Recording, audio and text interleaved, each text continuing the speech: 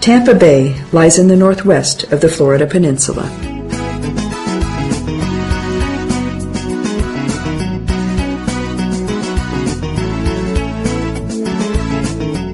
Tampa is a true reflection of the cultures and influences that have made it the dynamic metropolis it is today.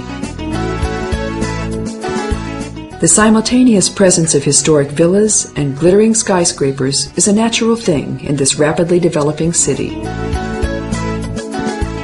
Make sure you visit Eber Square, where Cuban tobacco makers present the goods of their ancestors. The eclectic art galleries, nightclubs, balconies with wrought iron rails, and cobblestone streets further increase the captivating Latino atmosphere of the city. The bridges over the bay can be opened to provide smooth crossing for the ships. The former house of Henry B. Plant is one of the most beautiful examples of Moorish architecture on the Western Hemisphere. While the development of the East Coast can be primarily attributed to Henry M. Flagler, on the West Coast it was Plant who created the railroad network and developed the infrastructure of the area. The works of these two men aptly demonstrate what an important role the railway played in the flourishing of certain areas in the 19th century. The availability of cargo transportation brought on a boom in agriculture and industry, while passenger transportation boosted tourism. These also led to an upswing in the real estate and investment markets. Plant himself had a number of elegant Victorian houses built in Tampa. His gorgeous castle now belongs to Tampa University and operates partly as a museum. Its park is a pleasant spot in the city.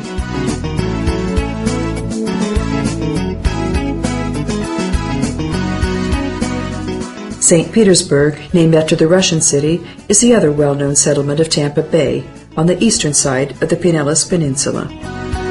It's most famous for being home to the second largest Dalí collection in the world, which will soon be moved into a new building.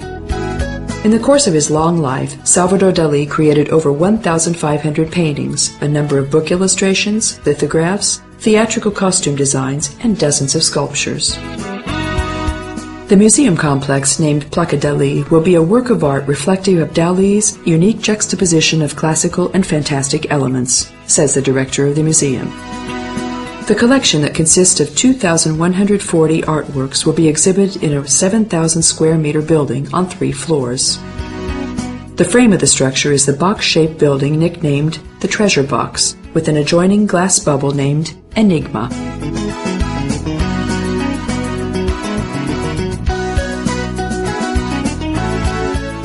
If you're interested in the history of navigation, you can count on a number of unforgettable sights around St. Petersburg. In the Florida International Museum, objects retrieved from the Titanic are on display. Next to the St. Petersburg Pier docks the fabulous sailing ship that was built for the Marlon Brando movie entitled Mutiny on the Bounty. A few steps away, you can visit a Russian submarine that was made in 1960. Paddle wheel steamboats are a familiar feature for everyone who's ever read Mark Twain's Tom Sawyer or Life on the Mississippi, or has ever seen some classic westerns like Maverick or How the West Was Won.